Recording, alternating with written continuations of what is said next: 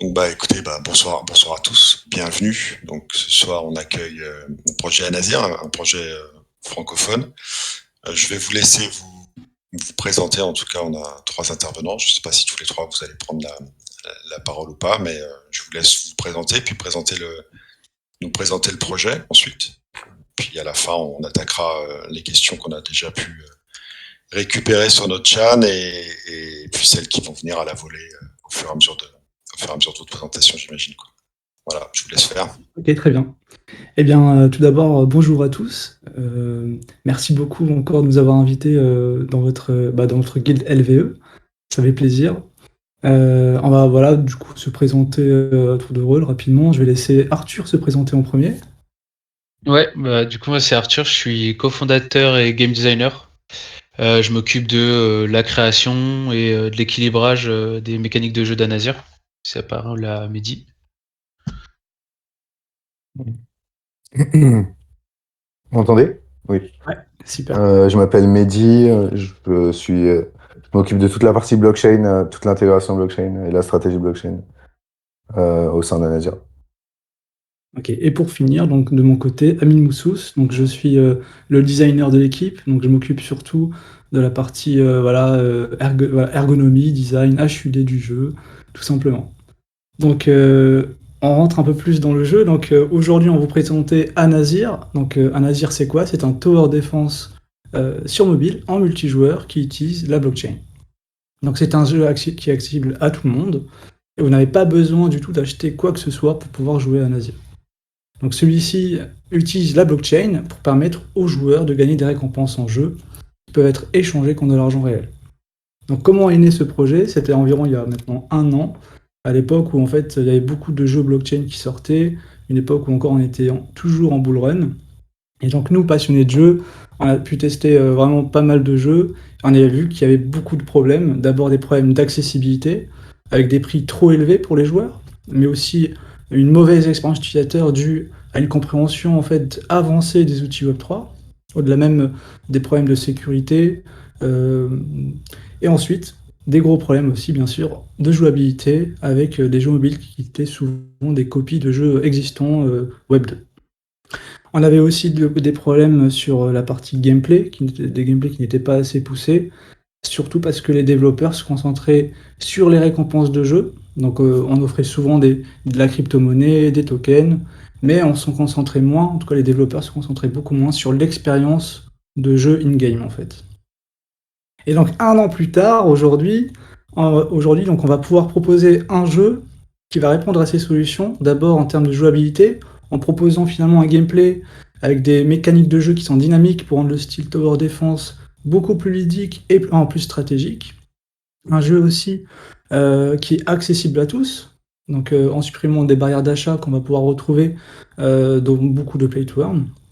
Et bien sûr aussi, pour finir, Anazir, c'est pas un play to earn. Donc Anazir, l'idée c'est que tout le monde, tous les joueurs vont pouvoir être un peu égal, tout le monde est sur le même piédestal en fait. Et le joueur qui dépense beaucoup d'argent n'a pas forcément un avantage gameplay sur un autre. Donc voilà, tout simplement ce que c'est Anazir. Je vais laisser Arthur vous détailler un peu plus le gameplay et je vais vous faire un petit partage d'écran pour vous présenter un peu tout ça. Donc, comme Amine a pu vous le dire, donc on fait un tower defense compétitif. Enfin, c'est du 1 contre 1 en PvP.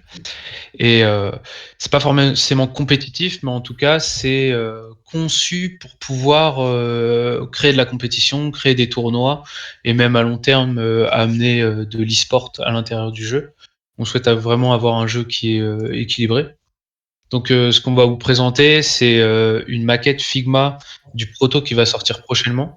Aujourd'hui, on a déjà un prototype de jeu, mais qui est contre une IA, donc on le teste en interne.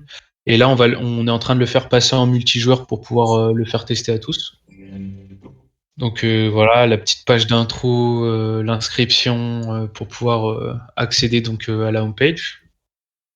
Donc en fait, à Nazir, donc ça va être des parties de tower defense, donc d'affrontement contre un joueur assez rapide, qui change du format tower defense classique. Donc ça va être des parties de 5 minutes. La stratégie, elle va beaucoup se faire en fait avant, dans la création du deck, puisqu'en fait, on va se constituer un deck qui est constitué donc d'un héros et de golem. Votre héros, ça va être votre NFT, ou alors un NFT qui sera prêté aux joueurs, un héros qui sera prêté aux joueurs, puisqu'en fait, on veut rendre le jeu accessible à tous, donc il sera free to play. Ce héros, il est d'une faction. On a feu, terre, air et eau pour le commencement, donc pour le début du jeu. Et il va aussi définir le deck que vous allez créer. Donc vous allez vous constituer un deck de tourelles. Et en fait, ces tourelles, ça va être vos tourelles de défense. Et elles vont avoir la particularité que quand vous allez poser une tourelle sur le terrain, elles vont aussi créer des petits golems en attaque pour aller essayer d'envahir le terrain de l'adversaire et de détruire sa base. Donc du coup, l'intérêt ici, ça va être de créer son deck et de créer des synergies entre vos tourelles, puisqu'elles vont avoir chacune va avoir un effet particulier. Et donc du coup, le but, ça va être de créer les synergies les plus puissantes pour pouvoir protéger sa base et en même temps détruire la base de l'adversaire. Donc les golems, eux, ce ne sont pas des NFT. Ça sera plutôt un format de carte à collectionner, un peu comme on peut retrouver sur du Hearthstone. On a des microtransactions à l'intérieur, mais ça sera un format collection. Ça sera pas un format infini comme on peut voir avec des Clash Royale ou des Marvel Snap où on génère des trucs en continu. Là, ce sera une collection finie avec de l'ajout par saison. On va rentrer dans le jeu. Ah oui, j'ai oublié de parler des sorts. Ouais, c'est vrai, les héros disposent de sorts qui vont pouvoir lancer, qui vont avoir un impact en défense ou en attaque. Ça va vous permettre d'impacter, on va dire, le terrain à votre échelle. Donc là, on a le petit tuto qui va vous apprendre un peu les rudiments du jeu avant de lancer la partie. Le matchmaking et la partie. Donc, on peut voir là sur le terrain, il y a deux chemins. Le chemin du bas, c'est le vôtre. Donc en fait, il est relié au portail de l'ennemi et à votre base. Donc c'est là que les golems adverses vont apparaître et venir essayer de détruire votre base. Et c'est là que vous allez poser vos tourelles pour vous défendre. Et la partie du haut, ça va être le chemin inverse. Vous avez votre portail qui va invoquer des golems pour pouvoir attaquer la base de l'adversaire et essayer de gagner la partie en détruisant la base adverse. Donc, du coup, on a un format qui peut faire penser à du TFT ou du Clash Royale. Donc, en fait, on va gagner des Crystal Coins. Donc, c'est une ressource. Vous allez gagner des ressources par seconde. Et ces ressources vont vous permettre de poser vos tourelles sur le chemin. Donc, sur des emplacements de tourelles. Et ces tourelles, une fois placées, vont vous permettre de vous défendre. Et sous un format de vague, vont invoquer périodiquement des golems sur le chemin adverse. Donc du coup, vous pensez qu'à votre défense, donc vous vous protégez, et en posant des tourelles pour vous défendre, vous créez donc l'attaque. Vous allez invoquer des golems régulièrement.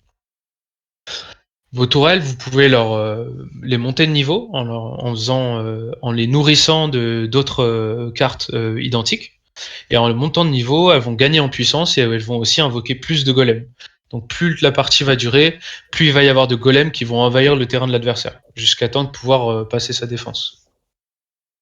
Le héros, lui aussi, peut monter de niveau. Lorsqu'il va monter de niveau, il va débloquer des sorts. Et au niveau max, vous allez pouvoir le lancer sur le chemin adverse. Il va pouvoir envahir le terrain de l'adversaire, un peu comme un espèce de raid boss, quoi, un boss plus puissant que les autres, que l'adversaire va devoir gérer au risque de se faire exploser sa base. Donc du coup, on va commencer avec un format saisonnier, avec du classement.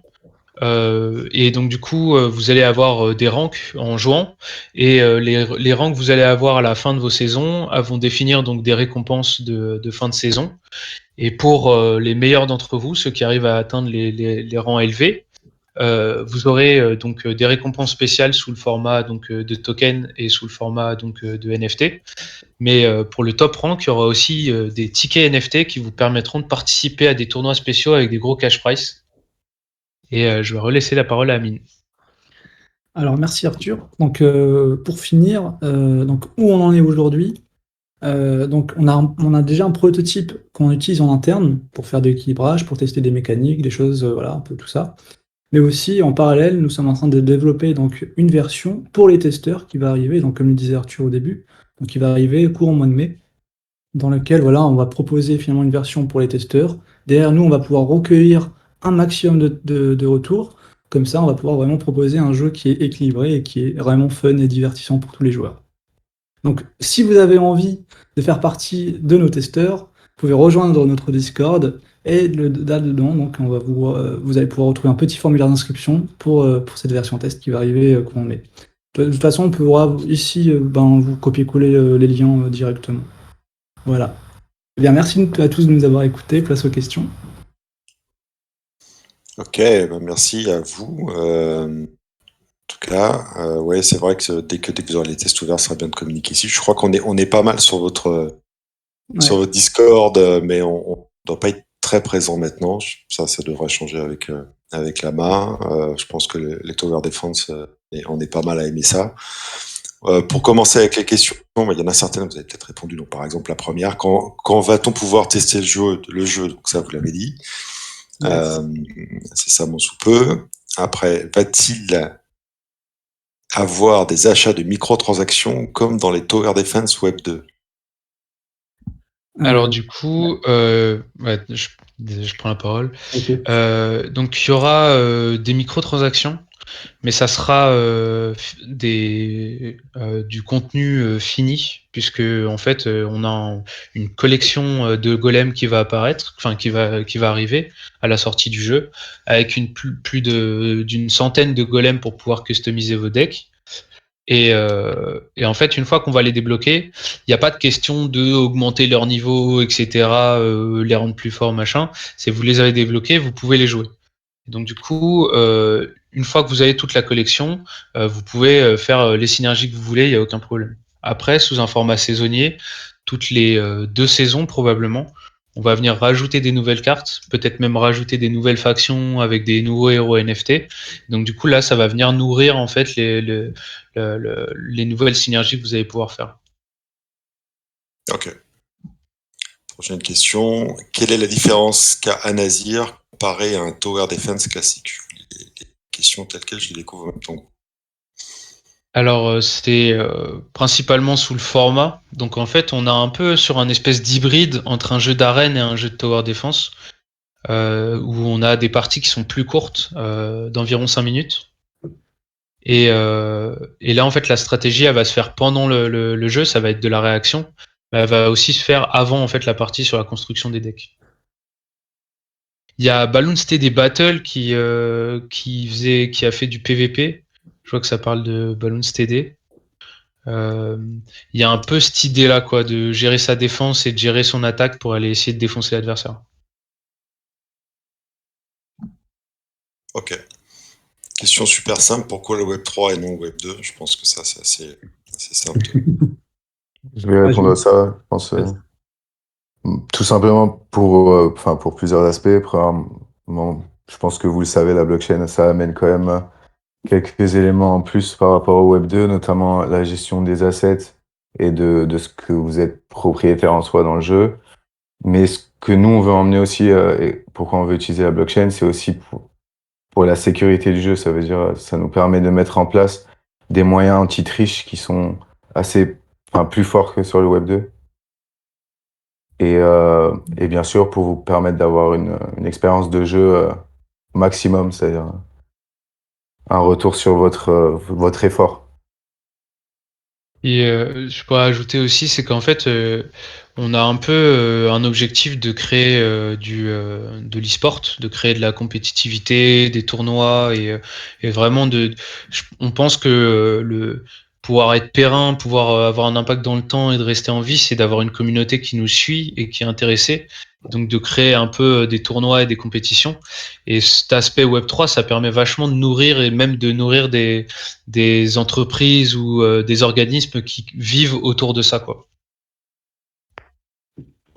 D'accord. Avec plus de transparence. Et alors, du coup, il y a une question qui me vient, c'est au niveau du marketing, de la communication, etc.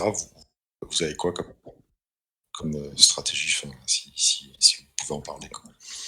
Bon, on fonctionne assez nucléaire, c'est-à-dire que on a une communauté qui est quand même axée Web3, blockchain, qui sont assez habitués de ce genre de produit. Nous, notre vision moyen-long terme, c'est quand même d'être prêt quand le marché sera prêt pour onboard très facilement les gens qui veulent une nouvelle expérience de jeu, tout simplement. Donc la stratégie marketing, c'est vraiment contrairement à des produits qu'on a pu voir ces dernières années, ces 2 dernières années, 3 dernières années, c'est pour ça que nous, on préserve les gens, leur vend pas de NFT ou de distribution de tokens aussitôt que les autres ont fait, vraiment pour amener sur le marché un vrai jeu, une vraie expérience de jeu, qui permettra après aux joueurs de justement valoriser le jeu par l'expérience de jeu et non par la spéculation ou par le gain de token. Ok. Par Donc, vous ailleurs, voulez ils se faire rendront ça compte, aussi. Pardon. Vas-y. par ailleurs, ils se rendront compte aussi que, contrairement à d'autres jeux où voilà, on est tous des joueurs, donc prenons un exemple de Counter-Strike ou etc. Si on veut commencer à faire de l'argent avec sur CS, bon bah il n'y a pas beaucoup de solutions. Il y a le e-sport à grande échelle ou les skins. Le but là, c'est vraiment de pouvoir apporter, comme Arthur l'a dit, vraiment cette valeur ajoutée sur le e-sport, tout en utilisant la blockchain et donc ce moyen de pouvoir toucher plus de gens dans des zones différentes.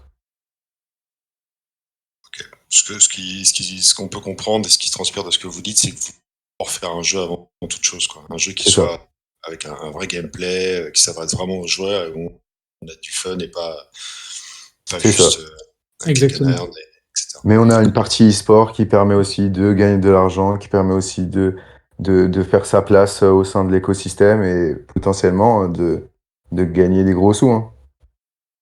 Vous aurez un système de clans, justement, de guildes, ça c'est des choses qui nous intéressent le plus en tant que guilde, mais vous Je avez laisse Arthur réfléchi un peu. répondre sur ça. Mais... Ouais, à l'intérieur du jeu, on a prévu un aspect social et un format de guild. Il y aura des événements qui seront créés avec des tournois inter-guilds. Et ce qu'on souhaiterait mettre en place, c'est du prêt ou de la location de NFT à l'intérieur même du jeu par les membres de la guilde entre eux. Ok, très bien. Ça passera directement via le système de jeu. Donc.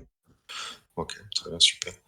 Je continue avec les questions. Il y en a d'autres qui viendront sûrement. Alors là, on attaque. C'est un développeur qui est chez nous qui commence avec des questions un peu plus. Quels sont les technos utilisés? Unity 3D, Unreal, Alors Godot.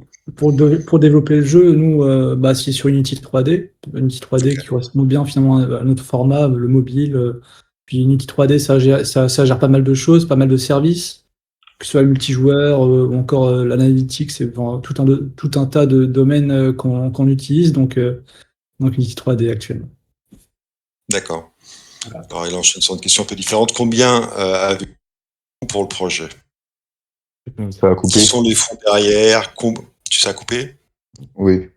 Alors combien avez-vous levé de fonds pour le projet? Qui sont les fonds derrière? Combien de temps vous pouvez tenir à flot sans devoir... Je préviens, les questions étaient un peu sérieuses. Combien de temps vous pouvez tenir à flot sans devoir réinjecter de la fraîche monnaie?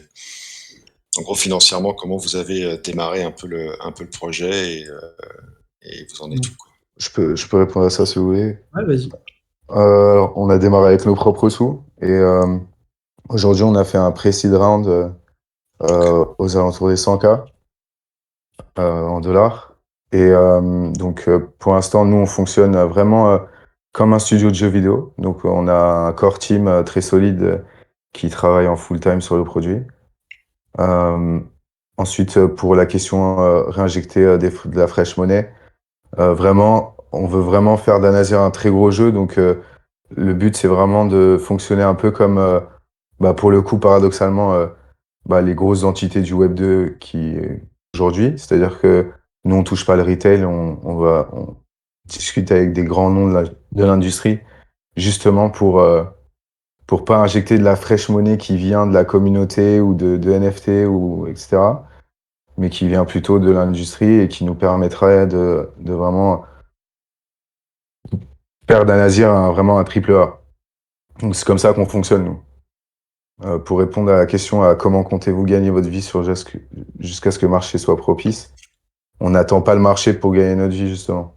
Le but, c'est on, on parle avec beaucoup d'entités, beaucoup de gros noms qui nous permettent d'avancer. Nous, le but, c'est vraiment, on a une team assez solide, assez resserrée, et cette équipe-là permet de faire le jeu de A à Z, quoi.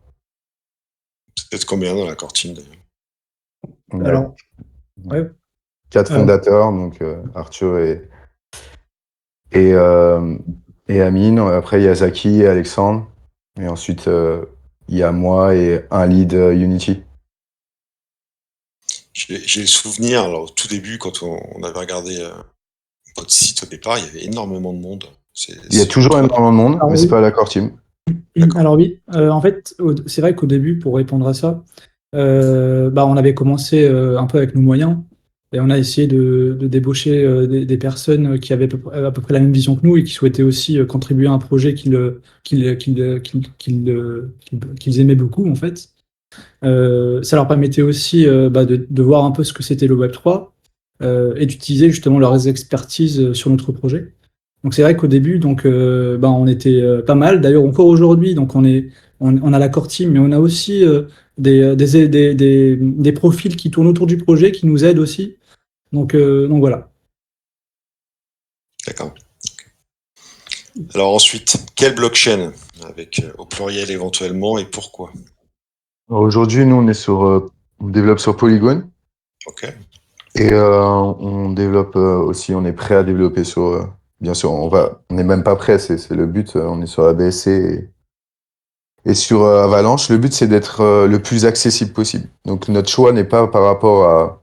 Enfin, c'est un choix technologique et un choix d'accessibilité, mais on est prêt aussi à.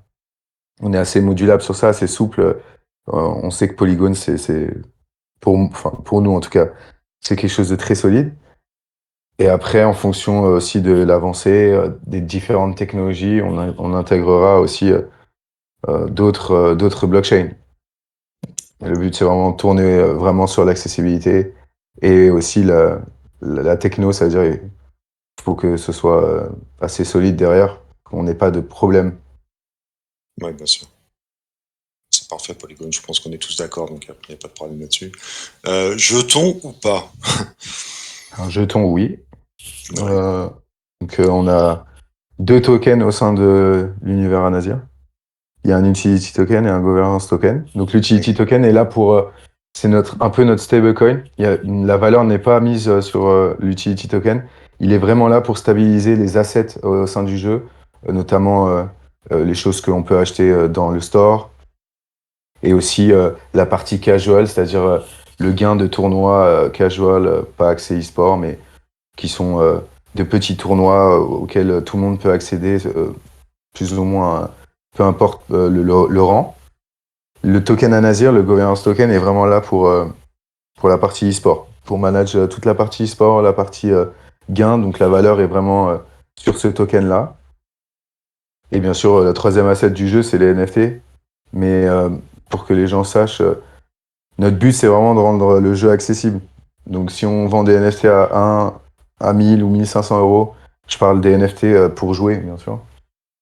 C'est pas rendre le jeu accessible. Donc nous, notre but, c'est vraiment de pouvoir donner l'opportunité à pas mal de joueurs. Et le token Anasir est vraiment là pour manager toute la partie value. Du coup, comme vous allez faire du free-to-play, enfin, j'imagine, alors, surtout avec ce type de jeu, vous visez quand même un peu le mass market, d'être un peu grand public. Et au niveau de la partie blockchain, vous allez mettre en place des systèmes simplifiés pour la création de wallets pour les gens qui ne connaissent pas, comme on peut voir déjà sur C'est ça. certains projets où Exactement. tu t'en rends même pas compte, tu C'est fais un ça. clic et puis tu Donc crées un compte et tu as ton wallet. c'est déjà prévu, c'est déjà même on a déjà les outils sous la main. Ce sera ce qu'on appelle les social wallets. Donc en gros tu te connectes avec ton Google, ton Facebook, ce que tu veux, Ouais, et automatiquement tu auras un wallet. ok, parfait. Je crois que de toute façon, tous les projets ont intérêt à viser ce genre de C'est choses. aussi pour ça qu'on prend notre temps, parce que si on avait sorti le jeu il y a un an, ou on aurait touché le retail il y a un an, bah c'était quand même un peu plus difficile de trouver ce genre d'outils. D'ailleurs, les grandes étapes à venir là pour vous d'ici dans l'année à venir, c'est quoi exactement? Donc, là, il y a la bêta qui va arriver et ensuite. Il y aura une distribution de NFT dans l'année et une distribution de tokens aussi dans l'année. Donc c'est les gros, on va dire, milestones. Je vais pas les situer parce que je veux pas faire de promesses. Mais en tout cas, ils seront situés dans l'année. Ok, d'accord. C'est ça. Alors, suivante. Mécanisme des rétentions imaginées pour que le projet soit viable dans le temps. Oui, alors je vais répondre aussi à ça. C'est un mécanisme de vesting, je suppose. Donc oui, il y a un système de vesting qui est très long chez nous, qui dure pendant toute la durée du développement du jeu, notamment pour les private sales, les gens de l'industrie, les VC, etc. Donc notre vesting est long, plus long que habituellement, justement pour ne pas exercer des pressions de vente pendant le développement du jeu. Et par la même occasion, il y a aussi un système de staking. Donc il y a deux types de staking d'ailleurs. Il y a un staking assez classique, qui sera aussi mis en place sur différents exchanges. Et il y aura un système de staking qui sera natif à Nazir, une plateforme de staking qui permettra à différents joueurs et à différentes entités de pouvoir venir stacker et d'accéder à des tiers qui leur permettront d'accéder à différentes choses, différents aspects de l'écosystème d'Anazir. Je donne un exemple.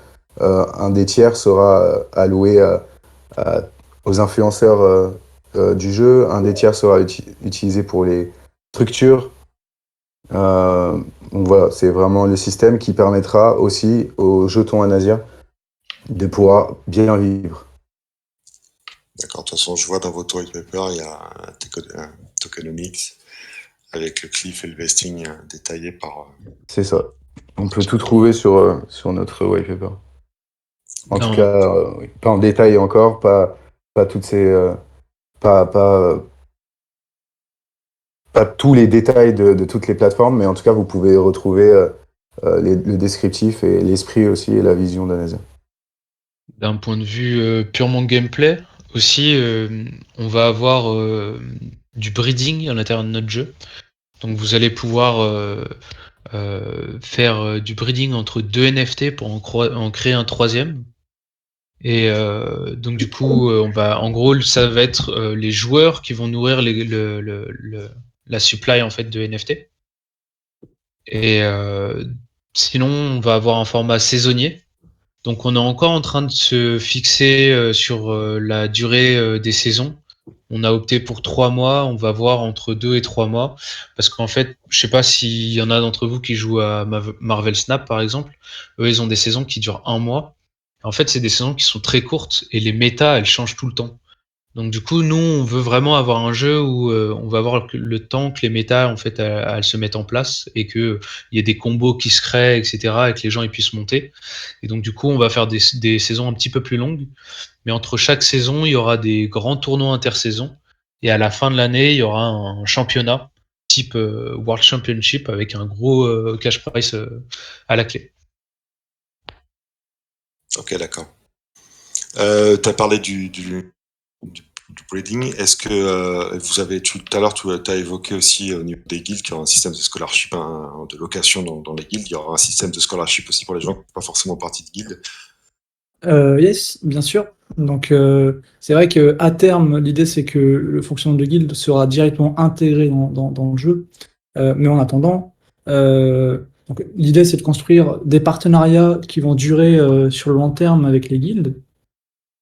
Et bien sûr offrir du coup des récompenses aux membres de ces guildes qui sont partenaires avec nous.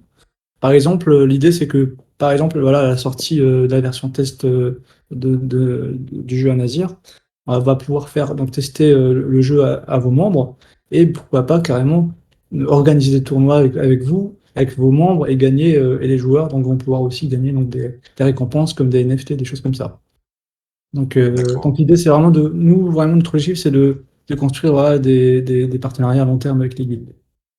D'accord. Ok. Je pense que la plupart des guildes, enfin, celles qu'on côtoie et qu'on connaît, c'est souvent l'objectif. Quand les guildes rentrent dans un projet, c'est quand même sur le long terme. Donc là-dessus, il n'y a pas trop de soucis, c'est Super.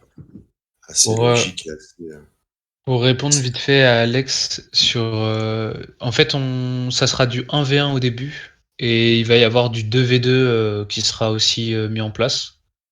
Moi, je suis super fan de mode de jeu alternatif et du coup, on a déjà prévu, par exemple, un mode arena draft, enfin vraiment des modes secondaires, etc. Il y aura plein de modes de jeu temporaires qui vont arriver, mais il y aura aussi, ouais, du coup, du 2 contre 2. Je pense que ça pourrait être intéressant d'un point de vue e-sport. Voilà. Ok. Alors, combien estimez-vous de DAU par semaine, par mois? C'est une bonne question. Du coup, DAU, en gros, c'est être le Daily Active User.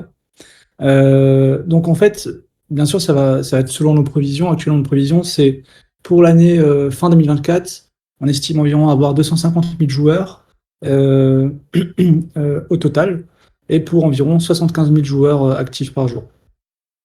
Voilà pour répondre, pour répondre à la question, tout simplement. Ok. Et on est bien d'accord, ce sera uniquement mobile. Hein. Exactement, sur mobile. D'accord. Sur mobile. Alors, on a ensuite Jojo le Manchot qui nous demande quelles sont les différentes whitelists possibles. Alors, nous avons 4 niveaux, 4 paliers. Donc, le premier palier, le joueur va pouvoir mint et gagner une mystery box pour le premier palier donc, de la whitelist. Le deuxième palier, le joueur va pouvoir mint et gagner 2 mystery box. Le troisième, toujours mint et gagner 3 mystery box. Et enfin, le dernier palier, rank 4. Donc, le joueur va pouvoir mint et gagner une gold box. La Donc, Gold Box, il y a un NFT à gagner dedans, pour précision. donc, oui, bien sûr, il va donc mint un NFT, gagner aussi une Gold Box. Dans la Gold Box, c'est un NFT et aussi d'autres récompenses à l'intérieur. Ça va être des golems, des potions, des choses comme ça. D'accord. Angelito, qu'est-ce qui est prévu pour les guildes en termes de scholarship? Parce qu'on a, a priori, vous allez faire, vous l'avez déjà évoqué. Donc, on aura la possibilité de le développer au sein des guildes, dans le système, dans le jeu lui-même, c'est ça? Oui, c'est ça. Ouais. Idée du prix des mints, date du mint. Alors, date du mint, comme je disais auparavant, ça dépend de quel type de NFT on parle. Mais pour les NFT du jeu final, c'est-à-dire les smart NFT qui seront bridables, qui seront utilisables dans le jeu, nous n'allons pas donner de date. Il y aura sûrement des collections de NFT avant qui seront vraiment des trophies NFT et des rewards pour les early et qui permettront de gagner en avance différents types de contenus en fonction du NFT acheté. Ça peut être du in-game, tout comme du Web3 content, notamment les tokens. Mais pour les dernières NFT, la date n'est pas précisée et on précise pas la date maintenant. Ce sera pas avant la fin de l'année. Et le prix des NFT, pareil, on va pas donner de prix précis, mais comme on a dit, vraiment on tourne autour de l'accessibilité. Donc le Ok. but, c'est vraiment pas d'allumer les gens sur les NFT. D'accord. De toute façon, je pense que quand on fait quand on a une approche d'abord free to play de part, c'est compliqué derrière de faire basculer Premièrement, les et gens. puis vraiment, c'est notre vision, quoi. Le but, c'est vraiment ça, quoi. D'ailleurs, pour les plus techniciens d'entre vous, les NFT seront probablement connectés à un bonding curve, ce qui permettra de minter sans pré-minter. Ça veut dire que quand tu crées ton compte et que tu veux minter un NFT, il est créé au moment où tu le mintes. Il n'y a pas de supply. Il y a un cap au supply, mais il n'y a pas de supply qu'on a dans notre main à nous. Il y a un algorithme qui va générer les NFT et le fait de lier ça à un bonding curve, ça permet de ne pas avoir une collection de 10 000 qui est sold out et ensuite un marché secondaire qui s'enflamme et une inaccessibilité, etc. Non. Vous pouvez directement aller sur Marketplace et acheter un NFT à tel prix que quelqu'un vend pour directement accéder au e-sport, etc. Mais si vous voulez être casual et commencer, entre guillemets, en bas, vous pouvez aussi minter un NFT à un prix très raisonnable qui sera automatiquement créé au moment où vous faites la demande. D'accord. Ok. Alors ça, vous avez déjà répondu. Combien de membres dans l'équipe de dev? On parlait de membres généraux, mais dans l'équipe de dev, vous êtes combien? Toi déjà? Actuellement, on est une dizaine. Actuellement, on est une dizaine. Time. Quand même, on aura le droit à une petite démo. Oui, Et vous avez bien, balancé. C'est bon. Quelles sont les inspirations du projet? Ouais, c'est vrai que le niveau design, etc., c'est pas. Je pense que depuis le départ, ça a marqué. Je disais oui. Quelles sont les inspirations du projet? Donc, et je disais qu'au niveau design, c'est vrai que c'est un design qui est super sympa, qui dès le départ, déjà la première fois qu'on avait vu le projet, nous a pas mal capté, quoi. Je pense que ça a été le cas de tous les gens qui ont pu le voir. Mais et d'ailleurs, est-ce que vous avez développé un lore, etc. Qu'est-ce qui se passe exactement? Alors, bien sûr. Donc, les inspirations, ça va être tourné autour de la créature du golem. Donc, vous l'avez remarqué, j'imagine. Donc, ça va être une créature qu'on retrouve dans beaucoup d'univers.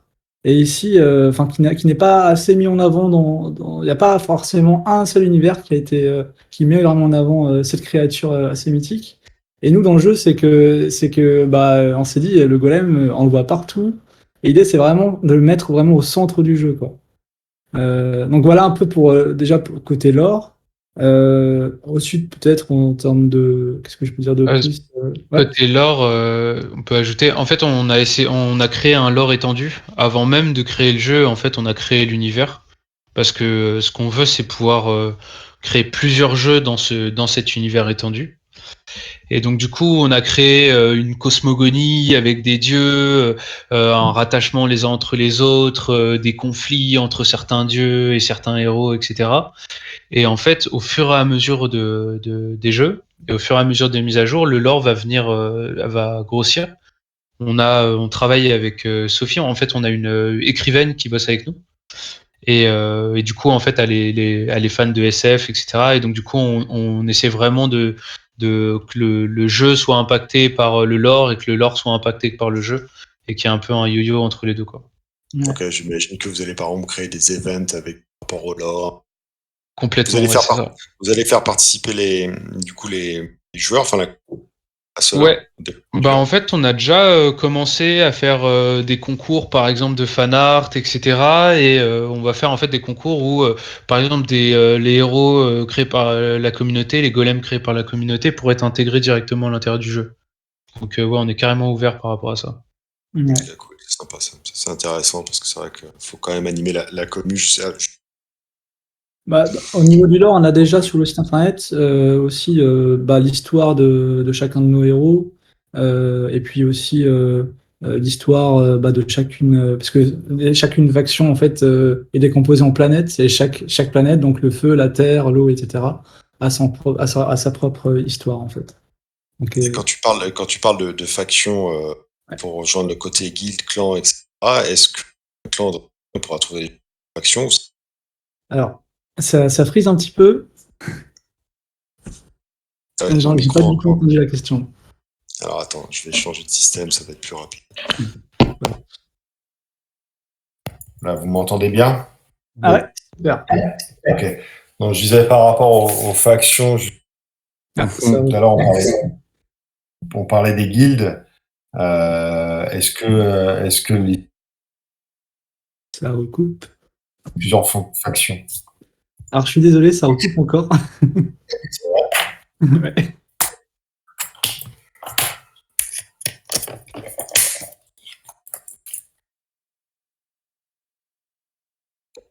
Allô? Ouais. Ça va? Non. Ouais, je crois que ça va. On va tester. Ça va? Allô? Je vais pas me mettre à sauter, mais ok. Non, je disais par rapport aux factions et justement, est-ce que dans une même guilde, tu pourras avoir plusieurs factions? Ça n'a rien à voir. Alors, c'est une bonne question. Pour l'instant, ouais, vas-y, Arthur. Ouais, non, mais bien sûr. En fait, les factions, ça va définir en fait les héros que vous possédez, et en fait, c'est un peu. Je sais pas si vous avez par exemple joué à Hearthstone. Dans Hearthstone, quand on crée un deck, on choisit par exemple, je sais pas, le voleur, le druide, et quand on va choisir le voleur, eh ben, on va se constituer son deck avec des cartes de la classe voleur et des cartes neutres. Ou alors, si on a guerrier, bah guerrier et neutre. Bah en fait, ça va être un peu pareil pour le niveau des factions. Nos héros, en fait, ils vont appartenir à des grandes factions et ils vont définir les golems que vous allez pouvoir mettre dans votre deck. Mais par contre, pour les guildes, etc., vous pouvez avoir des héros de plusieurs factions, etc. Vous n'avez pas d'appartenance concrète en fait à une faction et le fait d'être bloqué par ça, quoi. Ok, tu pourras retrouver comme dans un MMORPG, c'est-à-dire une équipe avec un gars de chaque faction, etc. Et voilà, Ouais. quoi. Complètement, c'est ça.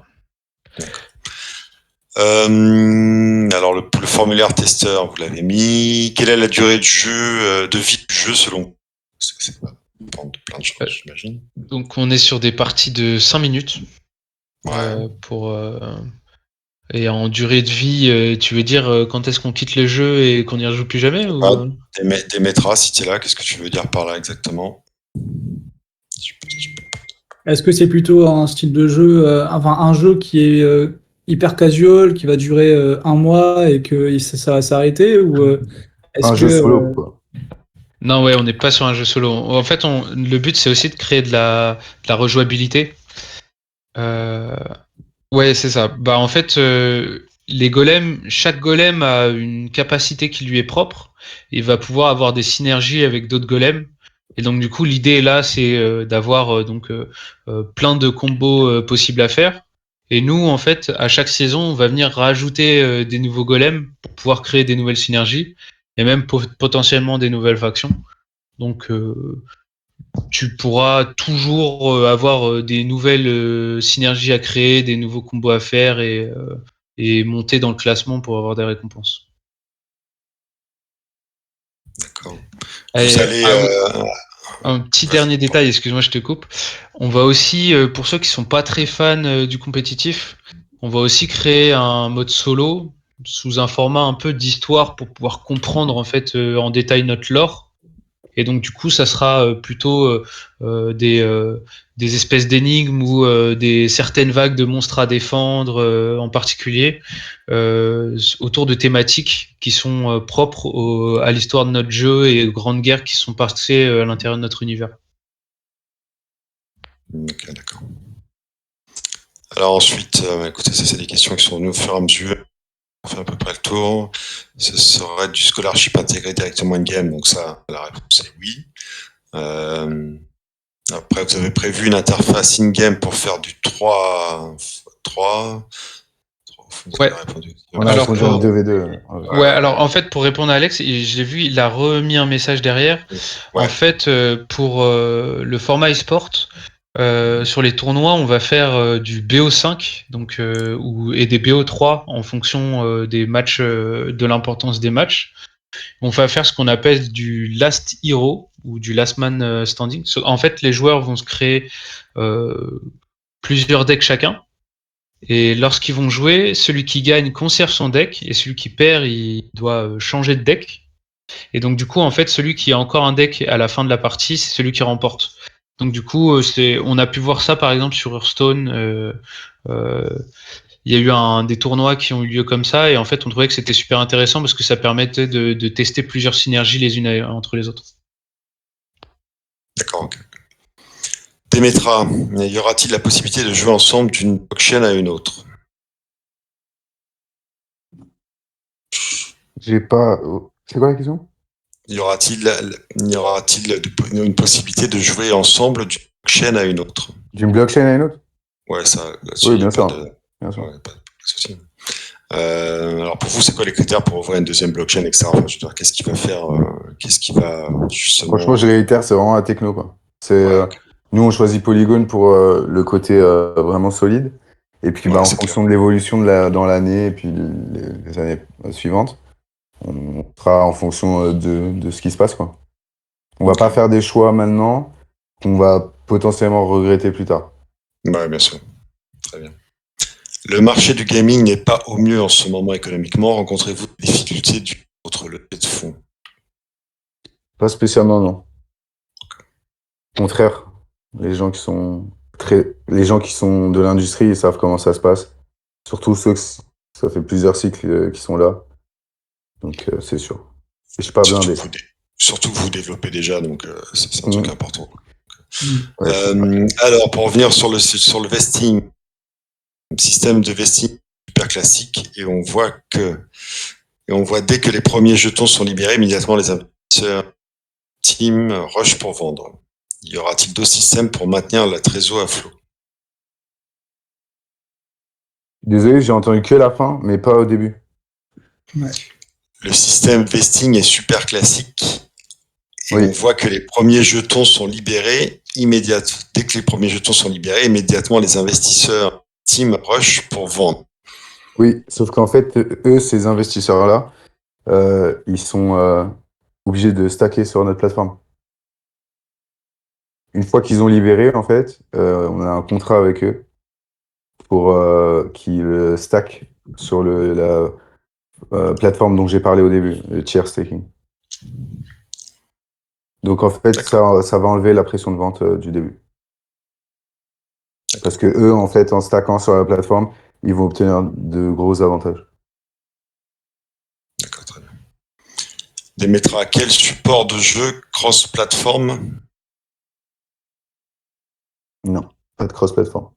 Ouais, on va être sur du mobile. On n'a pas prévu de cross-platform pour l'instant. Peut-être à l'avenir PC, mais la question est très lointaine. Mais par contre, on fera plusieurs jeux et les prochains jeux seront pas forcément que sur mobile exclu. D'accord. Donc là, en fait, votre objectif avec ce premier jeu, c'est de montrer vraiment le studio. C'est ça. Voilà, c'est ça. On a monté Trivision, c'est vraiment un studio de création et développement de jeux vidéo. Et ce qu'on a fait là, les 37 personnes, en fait, que je crois quand tu avais rejoint le Discord, on était plus d'une trentaine. En fait, c'est les personnes qui sont dans le studio pour la création. On veut vraiment pouvoir tout développer en interne. D'accord, très bien. On reste sur question. Les dieux sont inspirés de la mythologie humaine? Alors, en effet, donc j'ai vu que vous avez pu voir un peu le nom des dieux. Donc, on a Gaïa, on a Epha qui s'inspire de Héphaïstos, par exemple. Donc, oui, il s'inspire un petit peu. Juste au niveau du nom, hein, non pas au niveau de l'histoire, parce que déjà, les dieux sont des golems. C'est des dieux golems. Donc, mais oui, en termes de nom, oui, c'est un peu inspiré de ça. Et Lac et Malak sont aussi un petit peu inspirés des elfes dans Seigneur des Anneaux. Alors ensuite, d'ailleurs, Démétra, je sais pas si tu peux lancer le giveaway pendant qu'on est là, rapidement, au niveau des participants. Je lis ta dernière question. Est-ce qu'un joueur qui débute tardivement pourra entrer dans la partie compétitive quand même? De toute façon, d'aller faire des trucs saisonniers, j'imagine. Exactement. À tout moment, on peut accéder au e-sport, en fait. Comme on peut trouver sur d'autres jeux. C'est vraiment... le but, c'est vraiment, voilà, une fois de plus, l'accessibilité. On est là pour bien équilibrer le jeu sous forme de saison. Il y aura différentes datas qui seront reset sur chaque saison. Donc oui, effectivement. Ok, alors Démétra me demande quel est le gain. Donc c'est un NFT à gagner. Hop, on va lancer ça. Écoutez, on a fait le tour du sujet, on a fait le tour des questions, en tout cas des questions qui sont dans ma question. Il y en a peut-être qui sont venues dans le fil de l'amphithéâtre au fur et à mesure. J'ai pas tellement fait attention. Non, c'est bon, j'ai regardé. T'as regardé au fur et à mesure, ouais, il me semble aussi. Bon, parfait. Donc la prochaine étape, alors déjà, on peut déjà s'inscrire. Vous avez mis le formulaire directement. Et hop. Okay, super simple, je suis en train de regarder en même temps. Vous allez, après pas mal d'amas chez les guildes francophones, alors ça c'est une question qui me vient comme ça, vous allez essayer d'internationaliser un peu le projet aussi? Bien sûr, on a déjà aujourd'hui une grosse communauté qui vient du Japon, d'Espagne aussi. Donc l'idée c'est que, par exemple pour la version test, on en a prévu 3 langues, le français bien sûr, l'anglais, mais aussi le japonais. Donc on a déjà un peu, l'idée c'est vraiment, voilà, on a déjà un peu commencé à le faire. L'idée c'est qu'on continue à le faire. Il y a des joueurs partout dans le monde, donc let's go. On a des partenaires aussi un peu partout dans le monde. Ouais. Notamment des agences, des guildes aussi. Ok, le marché japonais c'est marrant, vous avez réussi à le percer. C'est pas que c'est un peu compliqué les guildes japonaises. Vous avez dû avoir quelqu'un qui... On a une grosse communauté là. Ok, merci à vous en tout cas, et puis à bientôt alors. À bientôt. Super. Merci encore à tous. À bientôt. Salut. Bientôt, Ciao, au revoir. bye. Ciao. Bonne soirée. Bonne soirée.